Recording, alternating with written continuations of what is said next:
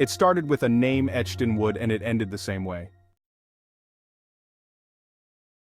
Mark stood in front of the old high school, his heart pounding in his chest. The building was older than he imagined, a relic of another era, with ivy crawling up the weathered brick walls and arched windows that seemed to peer into the past. He had driven through this small town 100 times, always wondering but never stopping. Today was different. He was on a mission to find his birth parents. He'd known for a long time that he was adopted.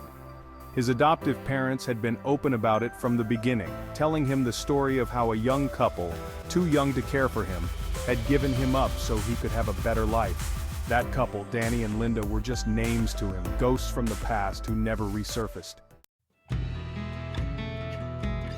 But the curiosity had gnawed at him for years, especially now that he had children of his own. His son had his dark hair and sharp jawline, but his daughter's bright, wide-set eyes didn't come from him or his wife. He began to wonder, what did his birth parents look like? Did his kids resemble them? It was that curiosity that brought him to this old high school. Ridgemont High, the place where, 30-odd years ago, his birth parents had met, fallen in love, and carved a life, however brief and tragic, together. He had done some digging online and found out that the school still had yearbooks from all the decades past. His hope was to find an old yearbook with pictures of Danny and Linda, a snapshot of the lives they lived before everything changed. As he stepped through the heavy double doors, the smell of polished wood and old books hit him like a wave of nostalgia, even though he had never set foot in the place before. The receptionist's desk was at the far end of the lobby, a small, cluttered space surrounded by glass trophies and plaques from decades past. Behind the desk sat a gray-haired woman who looked like she had been a part of the school since it first opened.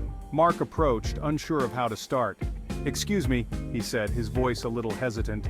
"I'm looking for some old yearbooks. I'm trying to find photos of two people, Danny and Linda. They would have been students here in the early 80s. The woman looked up from the ancient computer she was tapping on, squinting through her glasses at him. Her hair was piled into a tight bun, though a few stray wisps had escaped, giving her a frazzled look. But there was something kind in her eyes, even through the clouded lenses. "Danny and Linda?" she repeated softly, her voice tinged with a kind of wistfulness. She leaned back in her chair, her eyes narrowing as she gazed off into the distance, as though recalling something from a faraway past. Now that's a story for the ages. Mark's heart skipped a beat. "You know them?" The old woman smiled, her lips curling up ever so slightly. "I was here when they were students. I remember them well. They were so young, and so in love." She sighed, shaking her head. But young love doesn't always last. They didn't stand a chance. Mark felt a chill run down his spine. It was strange, hearing someone talk about his birth parents like they were characters in a story. What happened to them? The woman's eyes softened further. Life happened. They were 16 when they had you, weren't they? Mark blinked, startled. How did you know?" She let out a small chuckle, her voice creaking like the old chair she sat in. "I've been here long enough to know a lot of things." "Come on, I'll show you the yearbooks. Maybe you'll see a bit of yourself in them." She heaved herself up from the chair, her knees creaking as much as the floor beneath her. She grabbed hold of a wheeled walker next to her desk and started leading him down a narrow hallway. Her sandals slapped against the hardwood floor, still gleaming with the sheen of old varnish as she shuffled along. Mark followed, his nerves buzzing with anticipation. They reached a small room at the back of the school, where floor-to-ceiling shelves were lined with yearbooks dating back decades.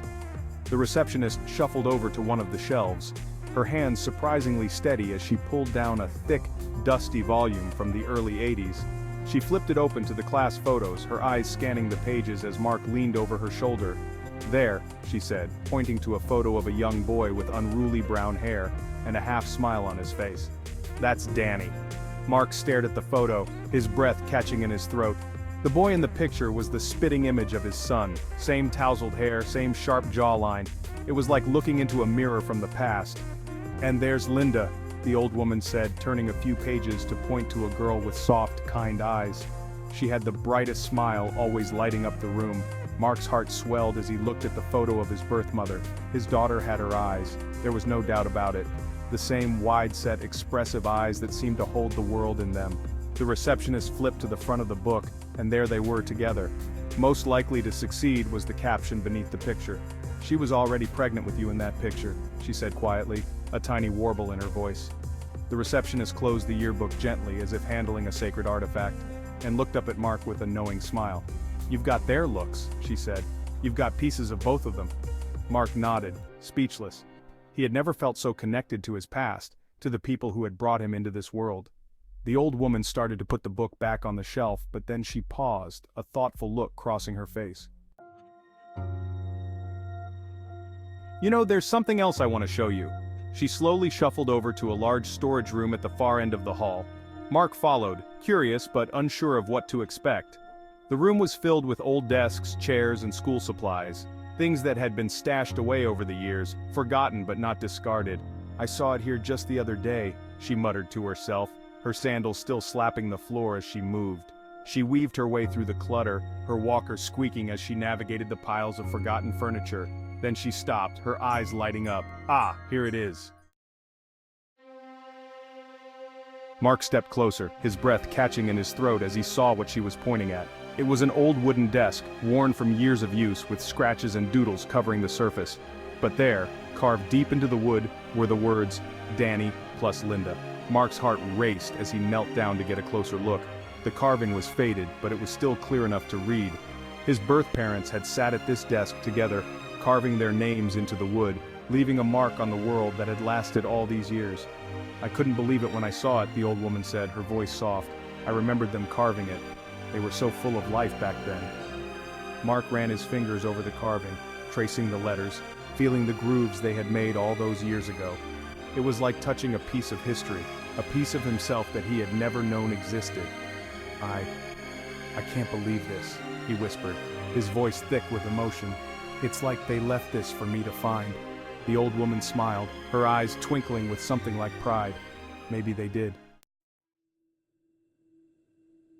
Mark stood up, his mind racing. He had come here looking for a photo, a glimpse of his past, but he had found so much more. He had found a connection to the people who had given him life, a tangible reminder of the love they had shared. "I don't suppose I could take this with me?" he asked, his voice hesitant. The old woman laughed, a soft creaky sound that made him smile. "You can have it," she said. "If you can come on Saturday and pick it up, I'll help you load it into your truck." Mark grinned, feeling a warmth spread through him. "Thank you. I don't even know how to begin to thank you." The old woman waved a hand dismissively. "No need to thank me, just come by and get it. It'll be here, waiting for you." Mark nodded, still feeling the weight of the moment as he left the school. He had come here looking for a piece of his past, and he had found it, more than he ever could have imagined. As he drove home, the images of Danny and Linda, of that old desk with their names carved into it, stayed with him. They were more than just names now. They were real people with real lives and stories that were still connected to his own. And for the first time in his life, Mark felt like he truly understood where he came from.